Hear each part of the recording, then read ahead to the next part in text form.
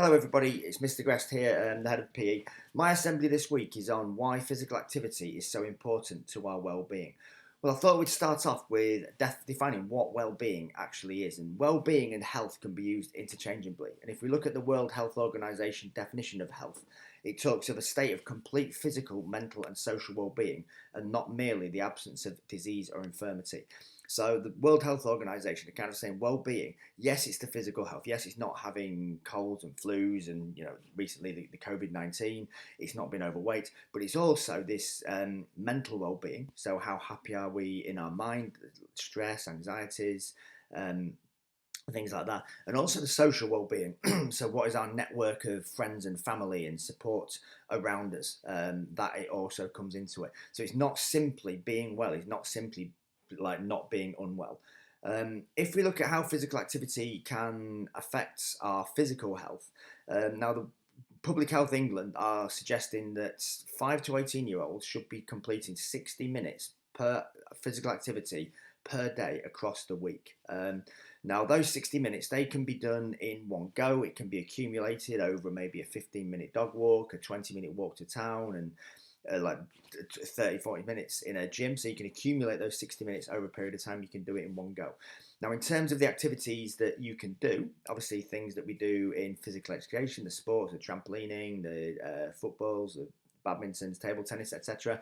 We can also get on our bike, we can go for a swim, go for a run and walk, play in the park, many different activities. But physical activity is kind of defined as an activity that makes you breathe faster, it makes your heart rate increase, and it makes you feel warmer. So any of these activities that do that, if you're doing 60 minutes per day, then you're hitting it. Now, in terms of the physical benefits of that, clearly it makes your heart, your bones, your muscles nice and strong, so we can carry out everyday tasks. We can walk into town, we can walk for the bus, we can play in the park with our friends, and it's much easy. It helps us maintain a healthy weight. So it can help with weight loss, it can help to maintain that healthy weight, which obviously have long-term health benefits. In terms of the long-term, what we've got here is 3 images, and these are cross-sections of quadricep muscles of 3 different people of different ages and lifestyle factors. Now, if we look at the dark matter in the middle of the top 2, that is actually the muscle, so the amount of muscle fibers that contract and generate force. The white bit around the outside is adipose tissue, which is basically fat that surrounds it. And if you look at the 3 slides of who they belong to, the top 2, quite indistinguishable in terms of the amount of muscle they are. One is an active 60-year-old in the top left, the other is an active 20-year-old in the top right.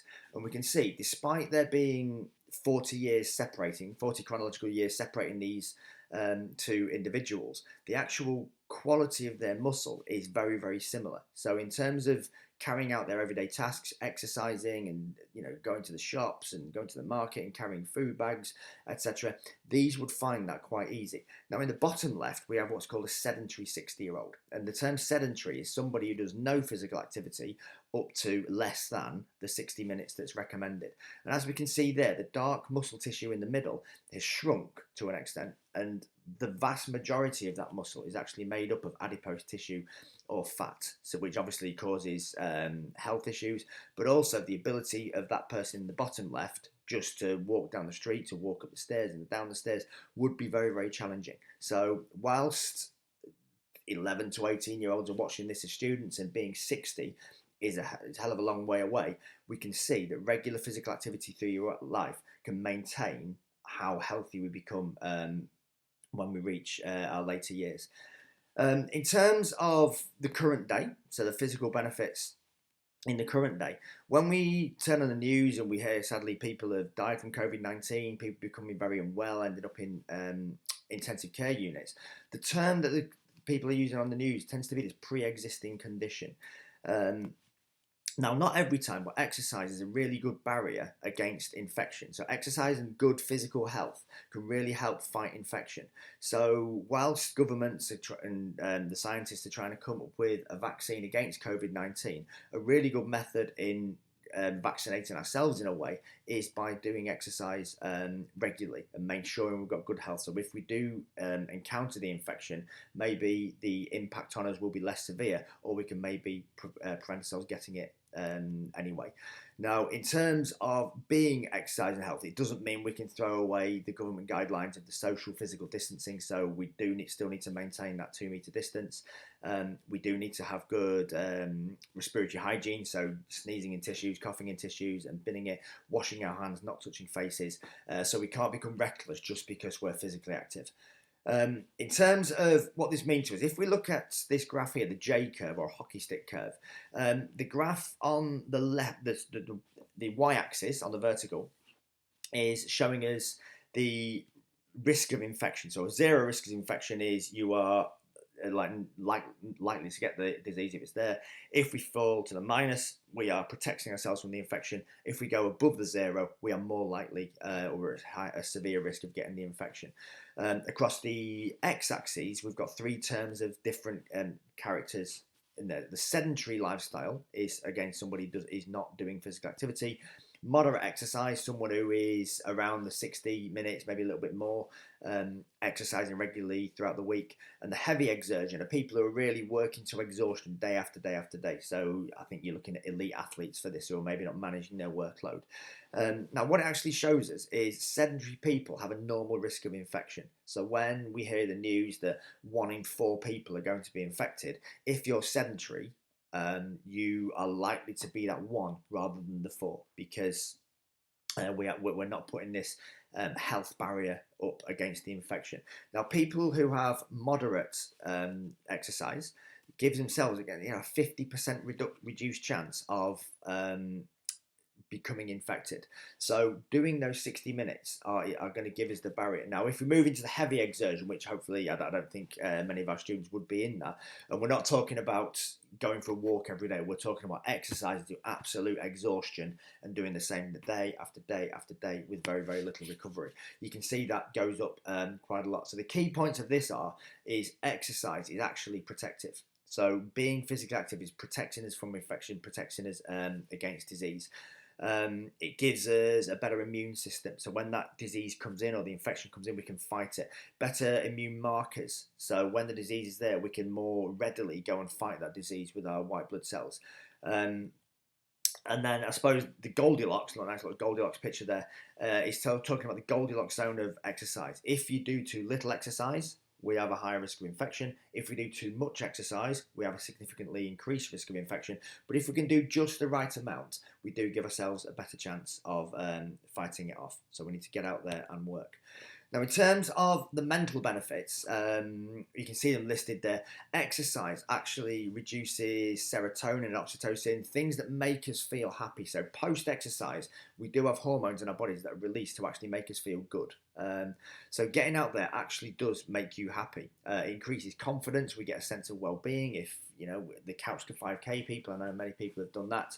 At the start of it, they dread the thought of running 5 kilometres. By the end of it, the fact that they've worked to this goal over a number of weeks and they achieve that goal does make them feel so much better. But also the brain power, it helps us. Now, many of you are sitting at home, maybe in front of your screens a little bit too much in this remote working state.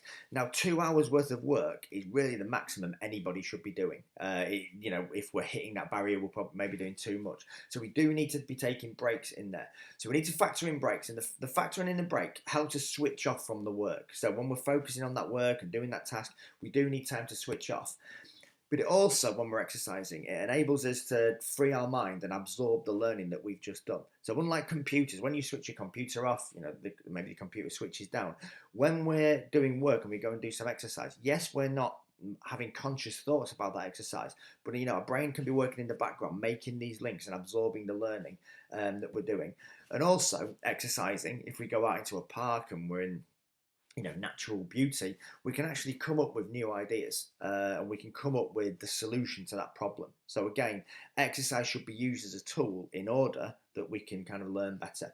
And if you'd like to do a little bit more reading on this is a really fascinating article, and hopefully you can click on that link and it explains the mental health benefits of exercise. So that kind of brings us, what should I be doing? And what kind of exercise can we be doing?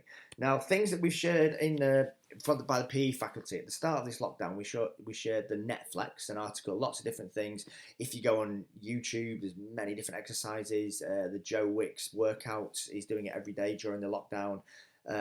Max Whitlock, the GB gymnast, was doing some gymnastics things early on. So there's many different exercises that we can do on the internet, where you put your iPad in and you copy it.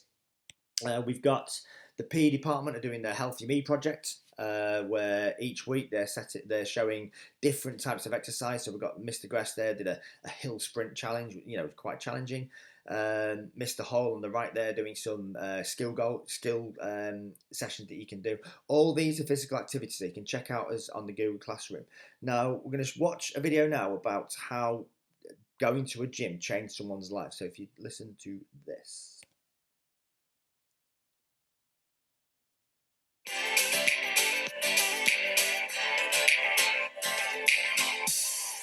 So Dan, tell me about your fitness journey. What motivated you to get into a gym in the first place? I think it's probably down to the idea of constant improvement. I was always called skinny throughout my whole childhood, and I hated it so much. I knew what a gym looked like, but probably only because I'd seen one on TV, if that makes sense. But I was lucky. My best friend at the time, he was fed up, just like I was fed up. And I think that having him on that journey with me definitely helped. What other benefits do you think you've got from going to the gym? Massively mentally. I'd probably already been going to the gym for roughly maybe about a year. And this is fairly recent. This is last year. I had got into close to the shape that I was happy with.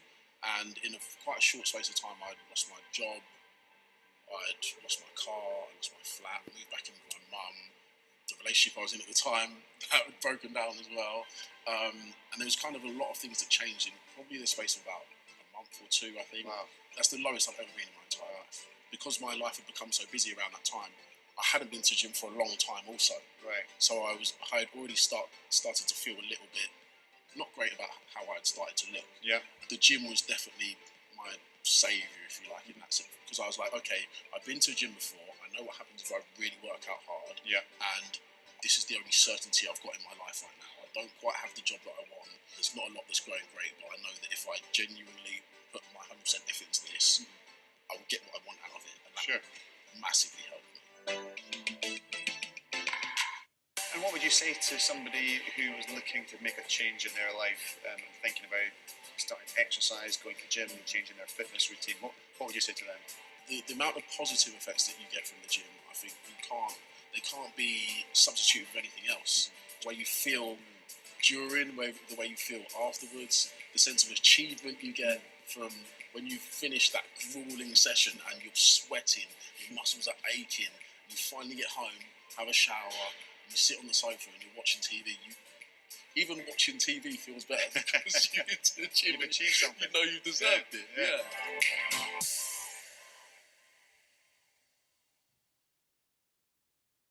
So an interesting piece there by Dan, and he touched on many of the points that I talked about, some of the physical benefits and the mental benefits, and he also talks about the social benefits of getting down the gym with a friend, and that's something certainly that I know. So many of you know, I do quite a lot of running. Myself and Mrs. Duncan train for marathons, so we spend a lot of time running together. And whilst we're not talking for all the time running, just having someone else there encouraging you. When I'm feeling tired, Mrs. Duncan will encourage me to get run harder and keep going. And the same when Mrs. Duncan's struggling, again we'll say you can do this, we can get through this. So having the inspiration of someone else there. So in terms of what can we do now, so I suppose moving forward and what we can where we can take this is, I suppose the first thing you need to do is evaluate if you and your family, so your brothers, your sisters, your parents, your aunts and uncles, are they getting 60 minutes of physical activity every single day? If you are, fantastic. If you're not, what changes we can make? And I suppose in the short term, over the next week, what I'd like to try and do is try 3 different types of physical activities, maybe try something new. And as a mental task is you can rate yourself how you felt before the exercise and how you felt again after it. And we use this is called the POMS, a Profile of Mood State questionnaire. 1, we're answering the question not at all, to 4, we're looking at extremely. And we can say, how unhappy am I feeling before the exercise, and how unhappy was I feeling after the exercise? How energetic was I feeling before the exercise, and how energetic was I feeling after the exercise? And you can do a little test, I suppose, to see which type of activity or which time of the day we're exercising makes a bigger change to those methods. Now, if you want to go a little bit further, if you Google a POMS questionnaire, there's some with like 40 or 50 different categories you can grade yourself on. So depending how far you want to go, but I thought as a little starter that would be quite good. In the medium term, what we could do, and maybe a physical thing, is over a 4-week period, try and exercise for 15 minutes continuously for twice a week. Now, some of you might be thinking, yeah, 15 minutes is too much. Now, the 15 minutes activity could be a 15-minute walk, it could be a 15-minute jog, a bike ride, but we're doing something continuously for 15 minutes. And again, what we could do is, for that 15 minutes, on a scale of 1 to 10, 1 being very, very easy, 10 being very, very hard, we can rate that exercise. And does that change as we go over the 4 weeks? We can measure our resting heart rate when we wake up. So you put 2 fingers on your wrist or on your neck. If you look for guides on the internet, you'll be able to find that. Is your resting heart rate changing over that 4-week period? We could look in the 15 minutes if we're walking or running, how far do we actually cover in that 15-minute period? So are we starting to cover more? And think of like reasons why that is. In the long term, what we need to be doing is finding, I put the thing that you're going to do for the rest of your life. So as a core PE team, as a physical education faculty, our kind of job is to deliver you through a 5-year core PE program in the hope that you find something that you can latch onto for the rest of your life. Now, we're not saying the one thing you finish leaving school. So when I left school, football and cricket were massive for me. Lifestyle reasons meant I gave up the cricket when I had my first child.